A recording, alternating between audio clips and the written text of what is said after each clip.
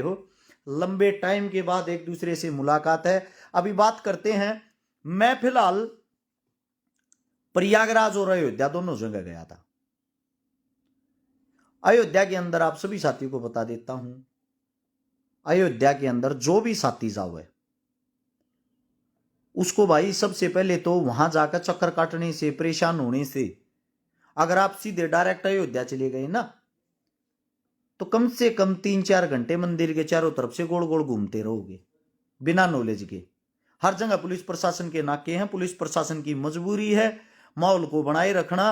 आप सभी साथियों को बता देता हूं, आपके घर बैठे ऑनलाइन अयोध्या जाने के लिए आपका वीआईपी पास बन जाएगा, 7वां पास बन जाएगा आपकी गाड़ी का, और गाड़ी भी आपकी मंदिर के प्रांगण में नजदीक पहुंच जाएगी और आप भी नजदीक पहुंच जाओगे, आपका परिवार भी नजदीक पहुंच जाओगा, और डायरेक्ट वीआईपी से अंदर जाके आपकी एंट्री हो जाएगी, आप दर्शन कर सकते हो।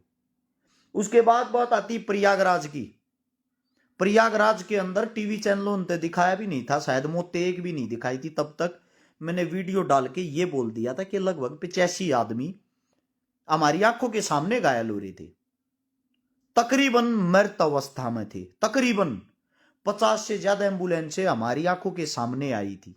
मैं खुद स्वयं उस भीड़ का हिस्सा था। आप सभी साथियों को बता देते हैं, अब प्रयागराज के अंदर वो जो भगदड़ थी उसका क्या कारण था, और वो जो भीड़ थी उस भीड़ के अंदर इन आदमियों की मृत्यु क्यों हुई।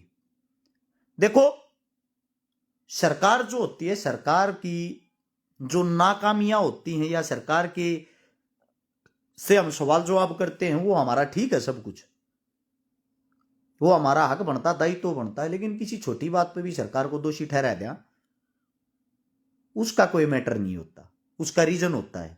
हाँ, मेरे को असलम भाई पुलिस वालों ने दर्शन करा दिए थे। ज्यादातर पुलिस प्रशासन वाले साथी हमारे को देखते हैं वीडियो के माध्यम से, धन्यवाद भी करना चाहता हूं मैं यूपी पुलिस का। बड़ी इज्जत के साथ पेश आए हैं, बड़ी इज्जत के साथ 7 तक मंदिर में लेके गए, मंदिर के दर्शन करा के वापिस छोड़ के गए।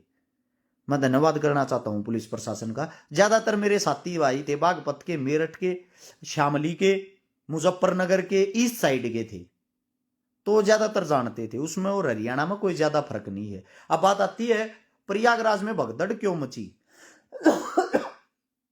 अब खबरें चल रही सरकार की नाकामी। मैं पहली बात तो आप लोगों को बता देता हूं, कई साथी तो इसे हैं, प्रयागराज में अगर गोता लगा के मैंने वीडियो डाल दी, शिक्षा देंगे। कच्छा लंबा पैर लेता, ऊपर से ये बांध लेता, ऊपर से वो बांध लेता, बराता शरीयो। आपकी नजर जब इतनी ही गंदी है, इतनी ही गलत है, एक ही चीज पर जाकर रुकती है, तो आपकी नजर गलत है, मेरी नहीं। सोशल मीडिया पर दिन रात गंद चल रहा, दुनिया भर की गंदगी चल रहे हैं, कभी उनको तो नहीं बोलिया कपड़े पहन के वीडियो गिरा करूं, न तो बड़ा छुप छुप के देखो आप लोग। और वहां पर जब आप नहाने के लिए जाते हो, आपको एक बात और बता देता हूं, जब आप नहाने के लिए जाते हो ना, कुछ कहे हैं बोले ये बांध लेता, वो बांध लेता, सबके शरीर पे इतने कपड़े हैं। वहां अगर आप जाकर देखोगे, लोग इतनी उत्सुकता में भर रहे हैं, 40% आदमी नग्न अवस्था में नहाते, कुछ भी ना पहन रहे थे।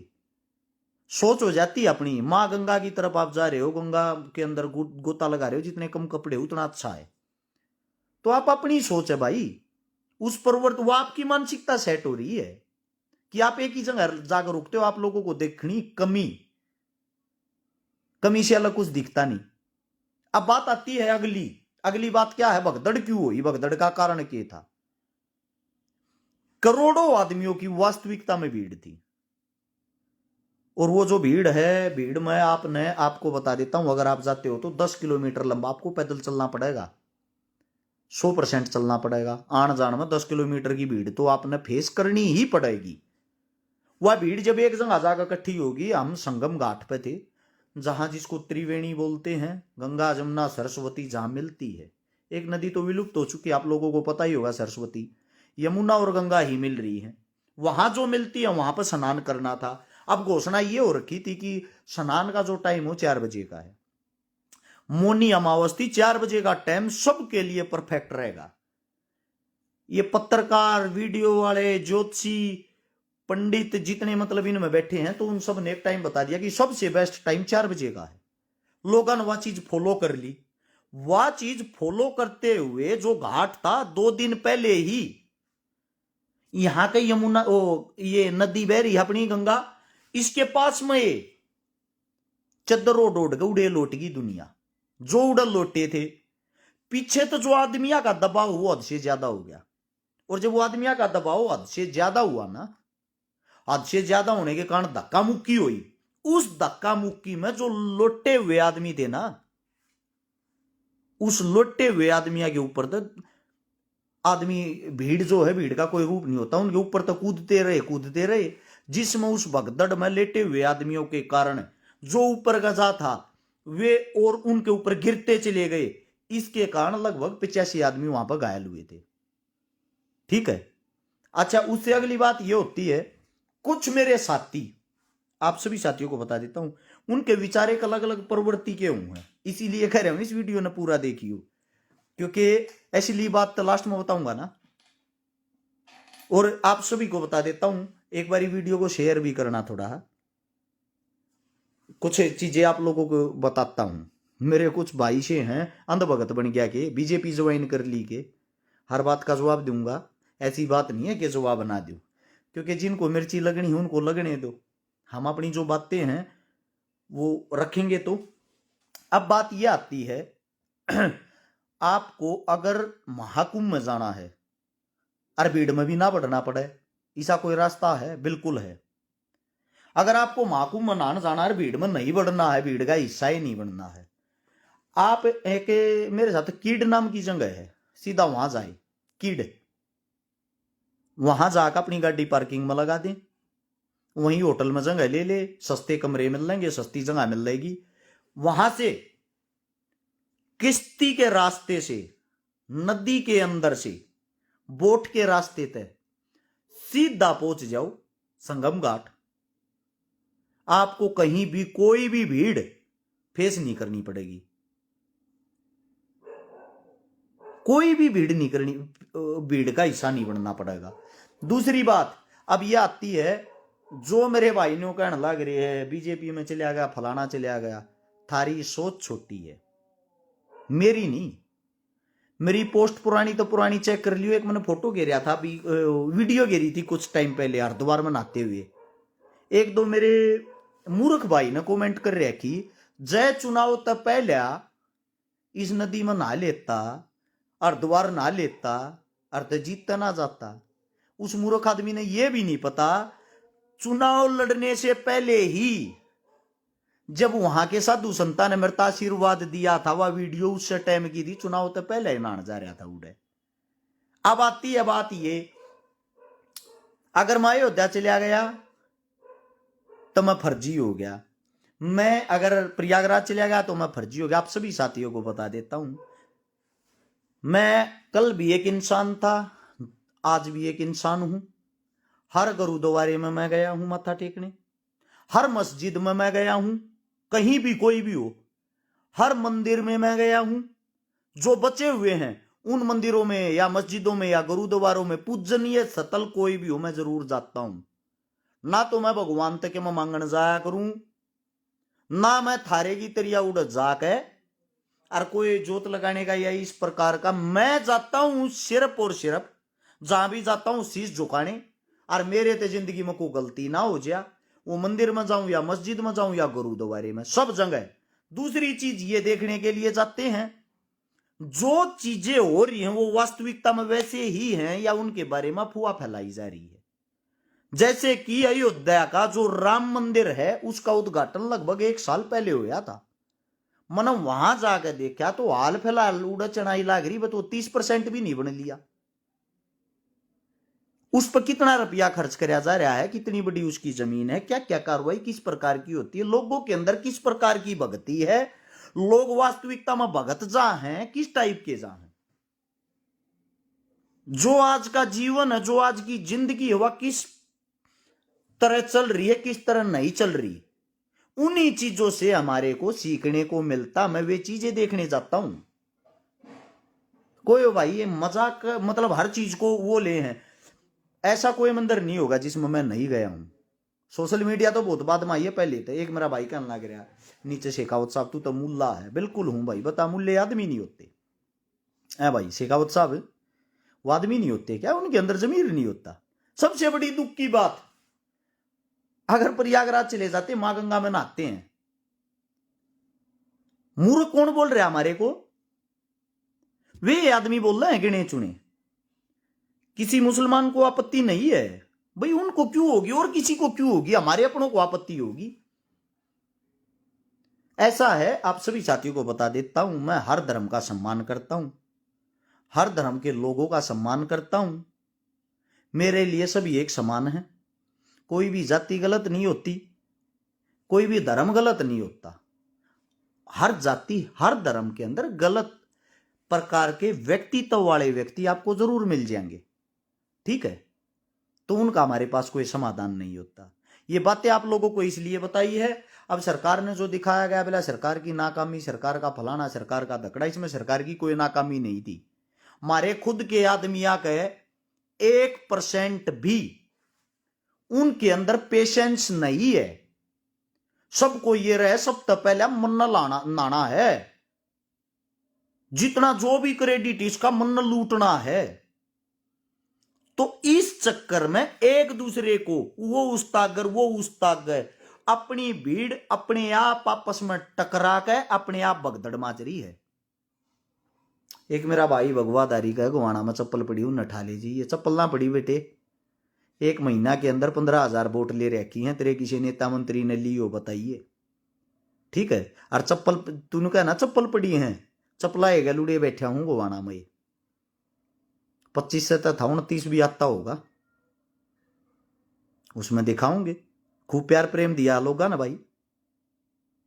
गलत के है, चुनाव लड़के देखे पता लग गए तो कुछ बोलने तक काम ना चल यार भाई।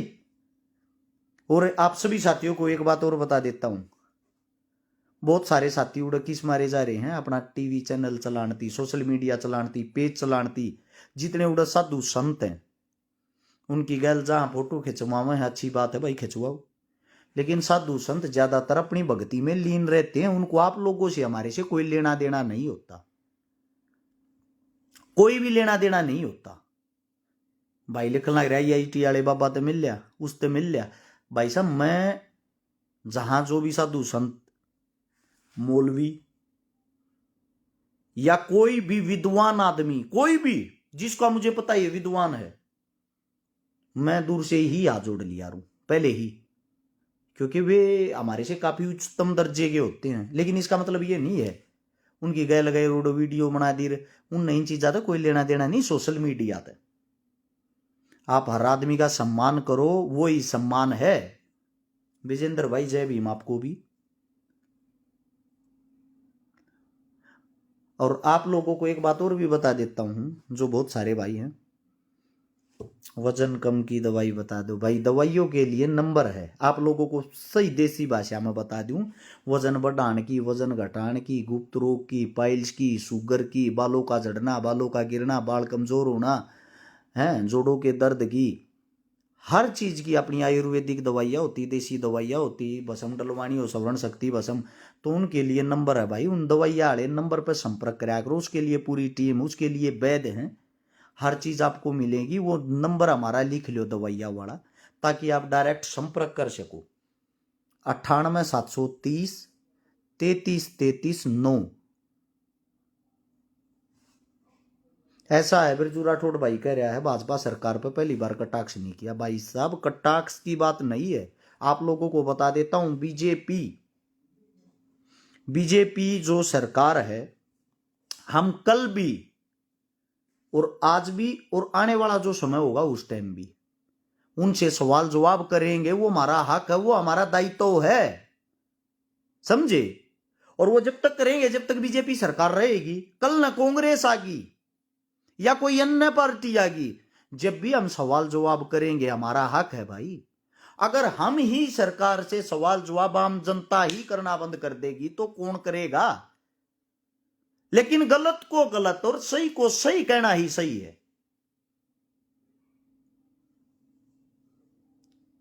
उसका रीजन है भाई।